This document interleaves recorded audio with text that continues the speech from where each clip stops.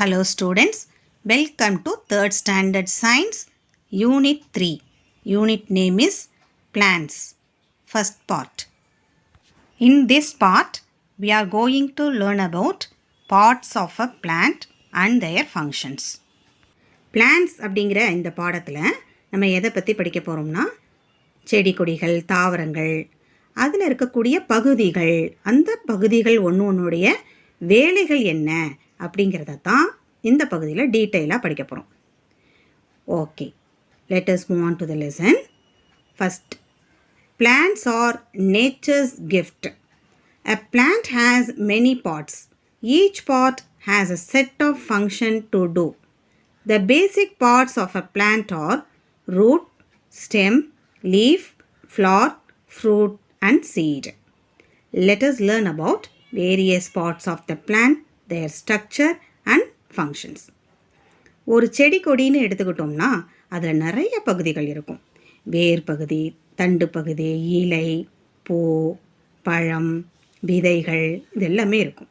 இந்த ஒவ்வொரு பகுதிகளும் தனித்தனி முறையில் ஒவ்வொரு வேலைகளை செய்துக்கிட்டு இருக்கு.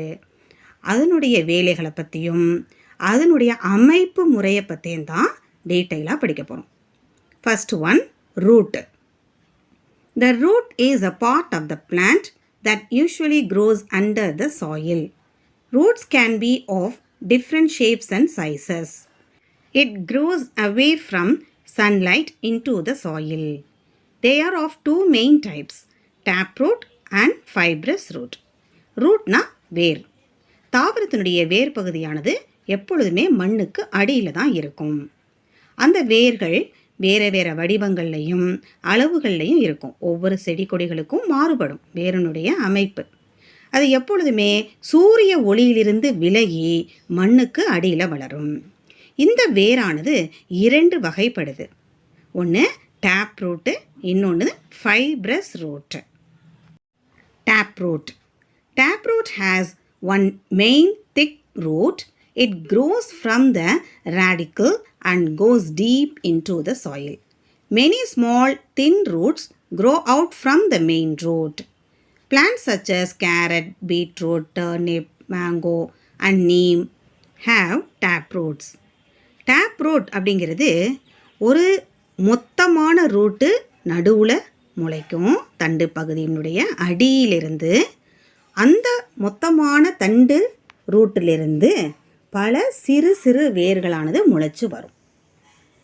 இந்த மாதிரியான ரூட்டு எந்த தாவரங்களுக்கு இருக்கும் அப்படின்னா கேரட், பீட்ரூட், முள்ளங்கி, மாமரம், வேப்ப மரம் இதிலெல்லாம் இருக்கக்கூடியது டேப் ரூட்.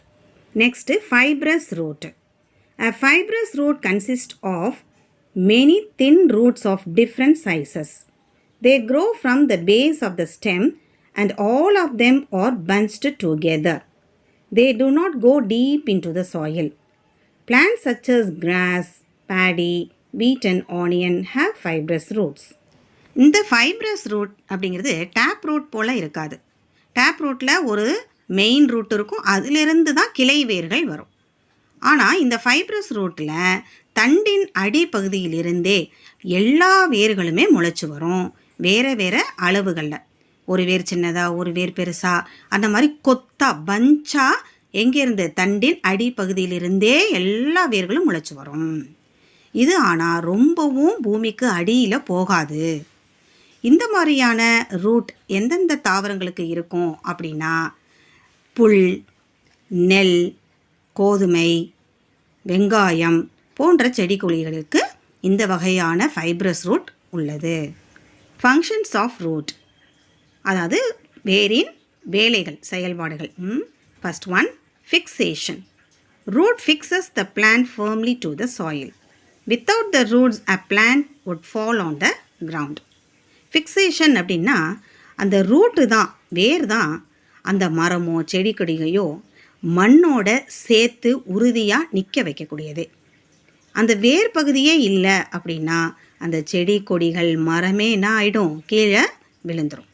அப்போ பூமியில் தாவரங்களை தாங்கி நிற்க வைக்கிறதுக்கு ஃபிக்ஸேஷன்னு பேர். உறுதியாக நிற்க வைக்கிறதே வேர் பகுதி தான். செகண்ட் ஒன், அப்சார்ப்ஷன், உறிஞ்சுதல். Roots absorb water and minerals required for the plant from the soil.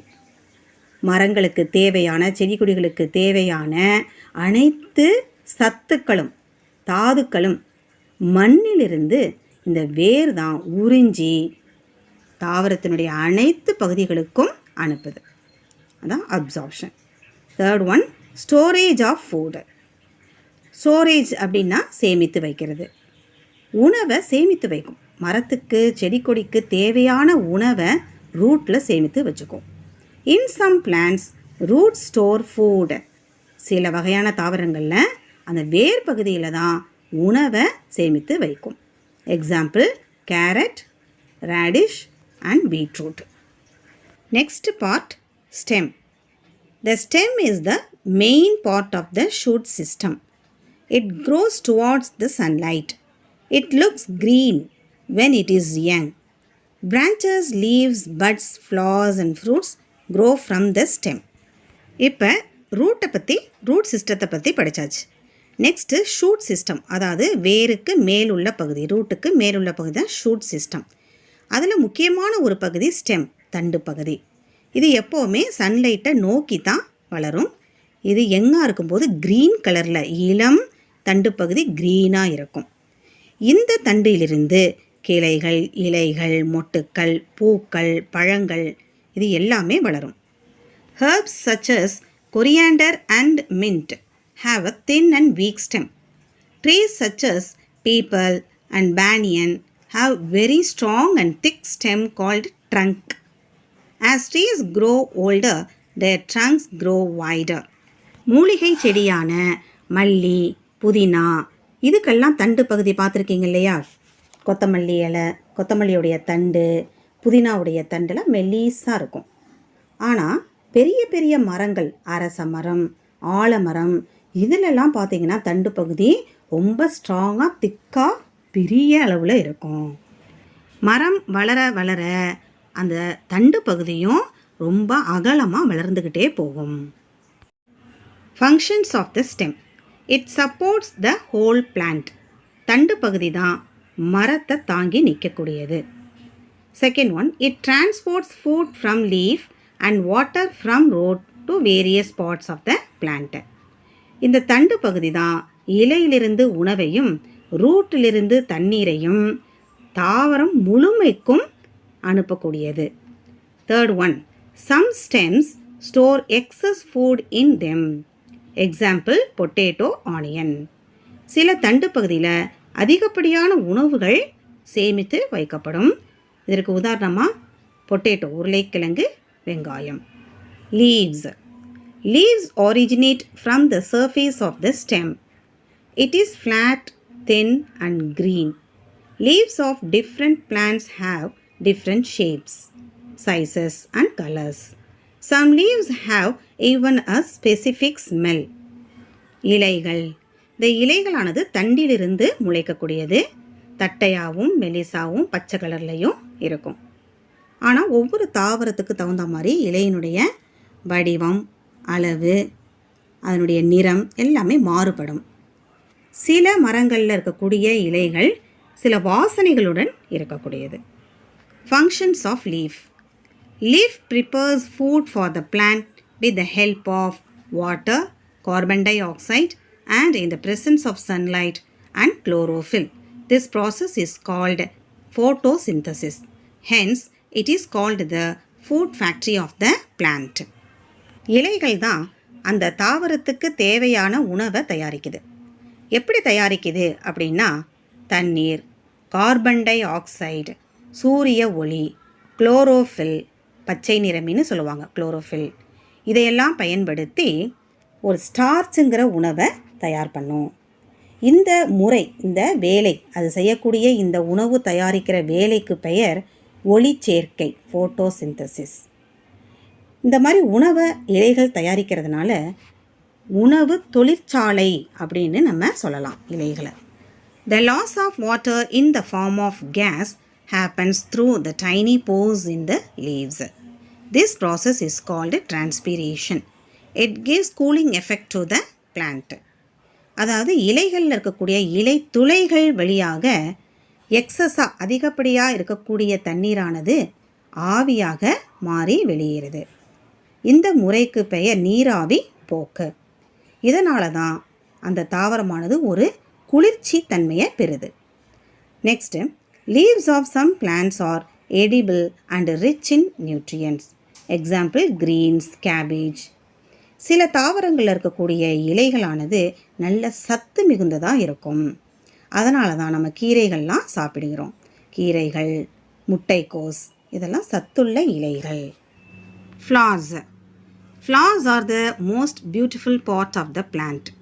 They are of different shapes, size, colors and fragrance. A flower develops from the bud. The soft and brightly colored part of a flower is called a petal. The green part that lies under the petal and supports is called a sepal. The middle of the flower has two parts called the stamen and pistil. அதாவது பூக்கள், மலர்கள்.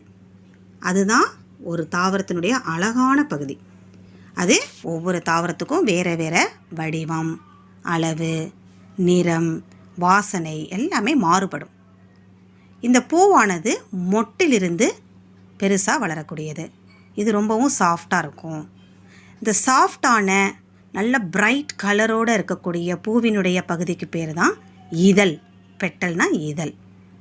அந்த இதழ்களுக்கு கீழே இருக்கக்கூடிய பச்சை நிறமுடைய பகுதிக்கு பேர் தான் செப்பல். அந்த ஃப்ளாரில் இருக்கக்கூடிய மிடில், நடுவில் இருக்கக்கூடிய 2 பகுதிகளுக்கு பேர் ஸ்டேமன், பிஸ்டில். மகரந்தம்னு பேர், இன்னொன்று சூலகம், சூலக வட்டம்னு பேர். Functions of the flower. பூக்களின் செயல்கள். It develops into fruit. பூக்கள் தான் பழமாக மாறக்கூடியது. It helps plant to reproduce. இந்த பூக்கள் தான் இனப்பெருக்கத்துக்கு உதவுது. அதாவது அடுத்தடுத்து குட்டி குட்டி பிளான்ட்ஸ் முளைப்பதற்கு இந்த பூக்கள் தான் அவசியம். Fruits and seeds. Fruit is the fleshy part of the plant. The fruits are developed from the flowers. Most fruits have seeds.